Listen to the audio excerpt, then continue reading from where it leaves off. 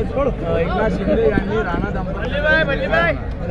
राणानं दर्यापूरमध्ये माणसं उभे केले अभिजित अडसूळच्या विरोधात आणि इकडे सेनेचे मतं घेतोय, स्वतः माणूस उभा करतोय. तर एकंदरीत आम्ही पाहतो हे एकमेकाचे तंगडे वळण्याचं काम सुरू आहे. आघाडी असू दे का युती असू दे.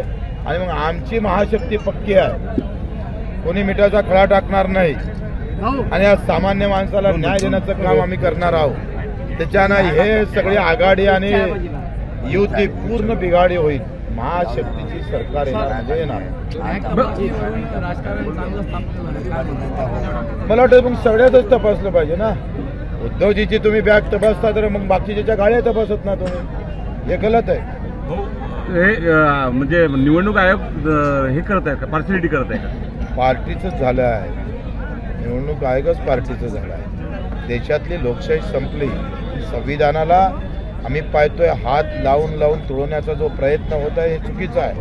निवडणूक ही निपक्ष निस्वार्थपणे झाली पाहिजे. उद्या जर ह्या निवडणुकीवर अशा प्रकारचे हस्तक्षेप वाढले तर लोकांचा विश्वास होईल आणि मग जे बटन दाबणारे लोक उद्या हातात गोटे घेईल. बच्चूकडूंना नायक व्हायचं का महाराष्ट्राचा? 15 आमदार तुम्ही कोणाला नायक म्हणजे अनिल कपूर सारखा नाही, त्याचा आहे पण पूर्ण 5 वर्षासाठी. पूर्ण 5 वर्ष सरकारच आमची बनवणार आहे. मी तुम्हाला सांगितलं होतं का छोट्या पक्षाचं सरकार येणार आणि एकंदरीत सगळे एकमेकाचे पाय ओढत आहे आणि त्या पाय ओढण्यामध्ये आमचा व्यवस्थित आम्ही त्याचा गेम लावणार आहोत.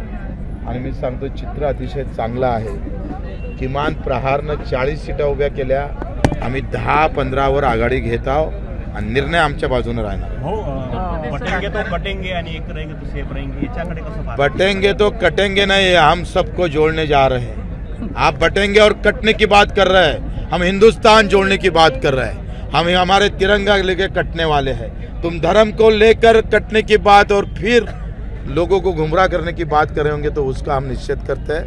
क्योंकि चुनाव ये धर्म के राजनीति पर नहीं, जात के मोहर पर नहीं, तो मुद्दे पर होना जरूरी है.